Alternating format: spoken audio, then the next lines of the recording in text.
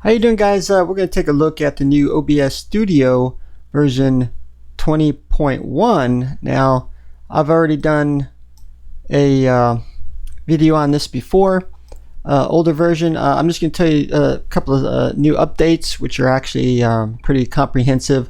I decided not to use a camera for this.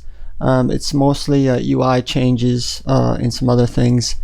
And so one of the biggest changes, I think, is you can now customize the graphic user interface, GUI, and simply by going into View, Docs, and here you have all these selections. Now, when it's Lock UI, you can't change anything, so we're going to click on that, and it changes a lot of the individual windows, which now can be moved around and customized to your liking. And we're going to move it around just for you guys to see, and you can move it on the right and left side of the window as well if you want that. And then you can even make floating windows. It doesn't seem to work too well here, and wow, it's going to look crazy on me. Also, what's kind of nice is you can lie one on top of another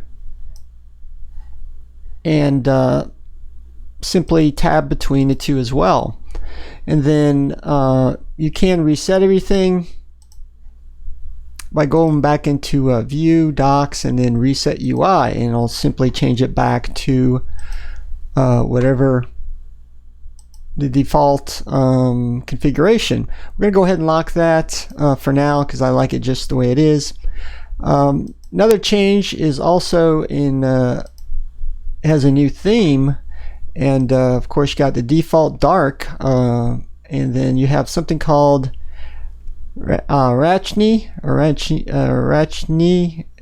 I guess that's what you call it. Simply click on that and it has a different look and feel, just like this, with blue buttons and so on. Don't really like that look too much, so we're actually going to set it back on the dark theme, which works for me. Also kind of new these last couple of versions is it now supports H.265 with certain NVIDIA and AMD cards, as well as Intel's QuickSync. You can record to H.265, which gives you 40% more compression, so very nice as well. And stand by here, probably in the coming week or two. I'm going to give you my thoughts on OBS Studio versus Wirecast, my own personal opinion why I may end up using OBS Studio, but that's going to be coming up. And thanks for watching the video, and see you guys later.